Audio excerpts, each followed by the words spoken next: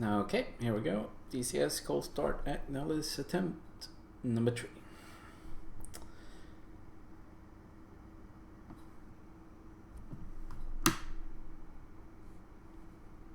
I like to have the flaps in the down position. First thing you do is battery power and inverter to standby.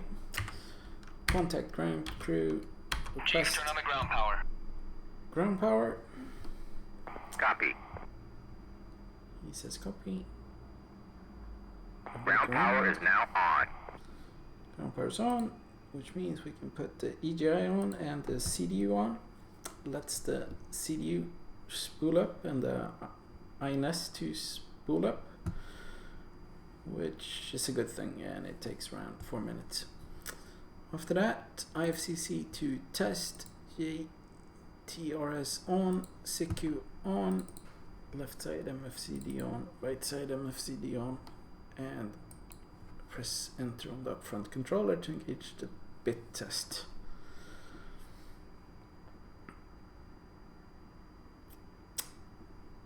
With that going, we can turn our boost pumps on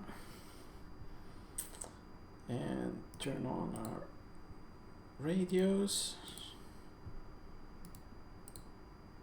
So here's our VHF, UHF, and FM radio, also referred to as Victor Uniform and Fox mic. Altitude, altitude. We can then start our APU.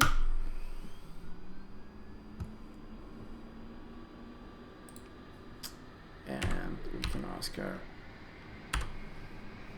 ground crew for some ordnance. So that. Some woody peat rockets. Flood some fuel. Request refueling. Request rearming. Copy. And then with the bit test complete, let's press enter.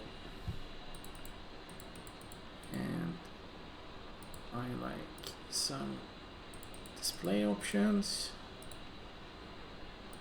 I like my tapes, and I like my vertical velocity indicator.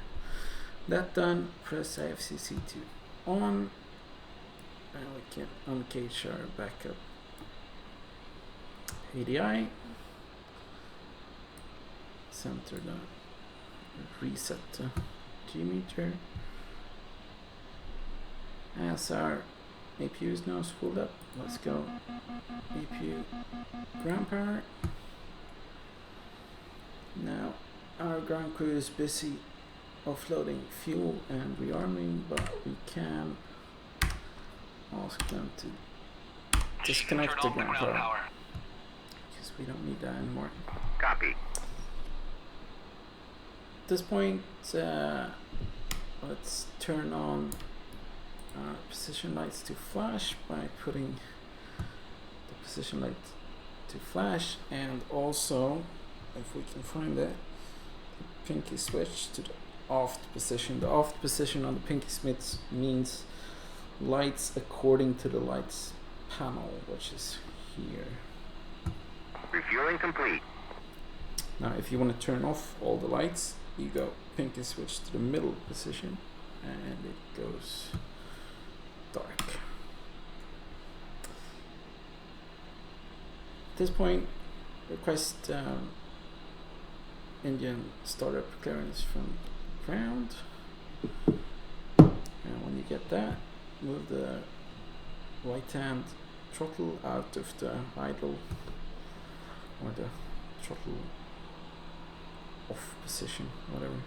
Rearming complete. Ground crew says is Ground power is now off.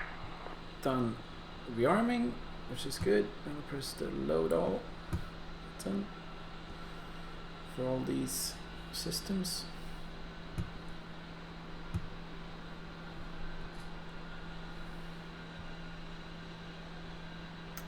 And I think we're gonna get an indication here when it's done. There we go. So I like to have inside the stat page my throttle slew rate to 1, which means that this slew down here moves faster. A lower slew value means it slews right and left faster than a higher value. And then we replace the stat page with the message page. You can also go into the dismiss and set up our idle function for the CDUs. That was not the idle function. It's the RPM. Idle function 900 for those, and for the 97s 700. Load or load symmetrical. Load means load on the side that you press. Load symmetrical means that it loads on both sides, or the opposite side as well. Right side engine spooled up to idle, so let's go AC gen right on, clear the master caution, and lift up the left hand throttle out of ident to have it start to spool up.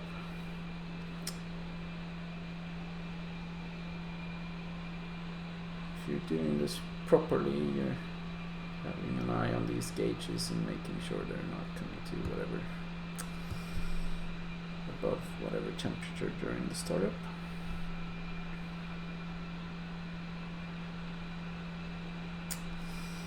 So you see here down on our CDU, which is also here, we are now ionized nav ready, which means we press nav and EGI on.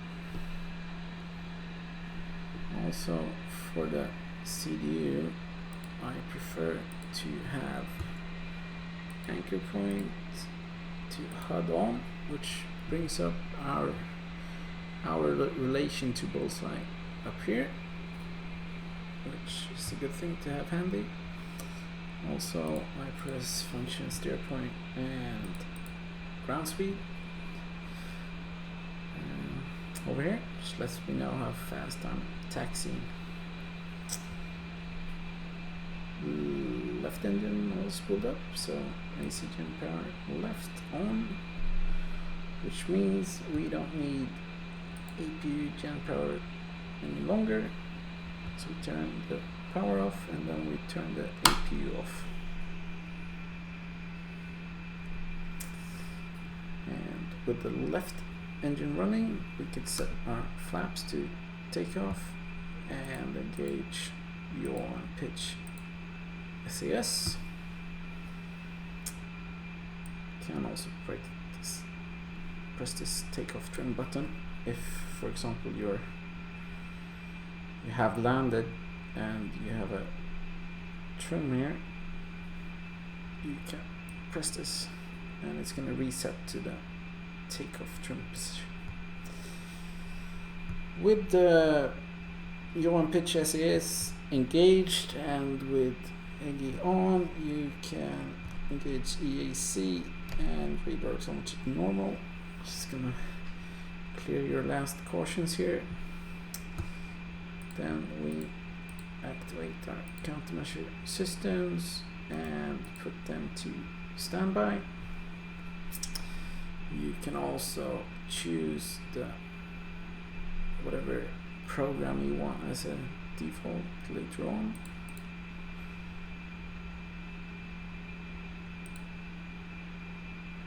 And here on the TD we set MQRS or lat long depending on what you're using, and set up our net ID figures by entering the figures into the scratch pad, which is both here and here, and pressing the OSB button. Now, how to type using the keyboard into the scratch pad is holding down left control and left Windows keys allows you to use the keyboard for scratch pad entry instead of using this, or instead of using this.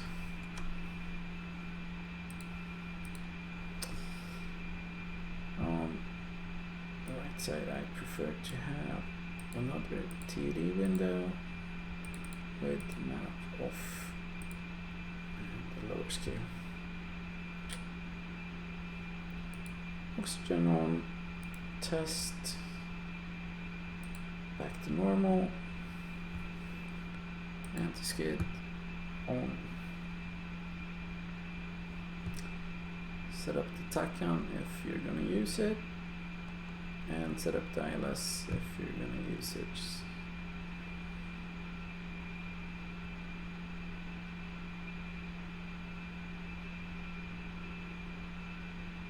And that's it for the Coldstart.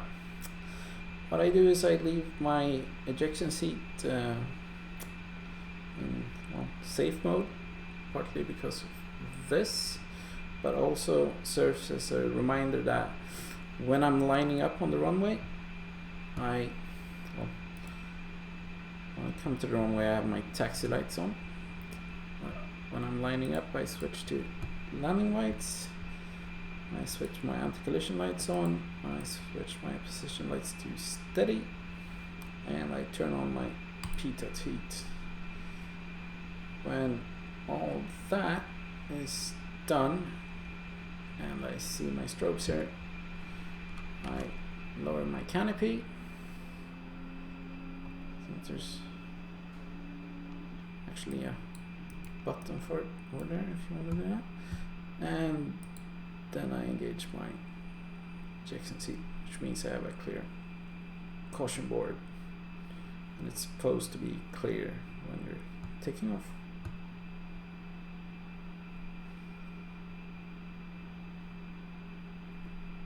That's it. Just for good measure, we can set our altimeter to QFE. Let's hope that was the third and final attempt.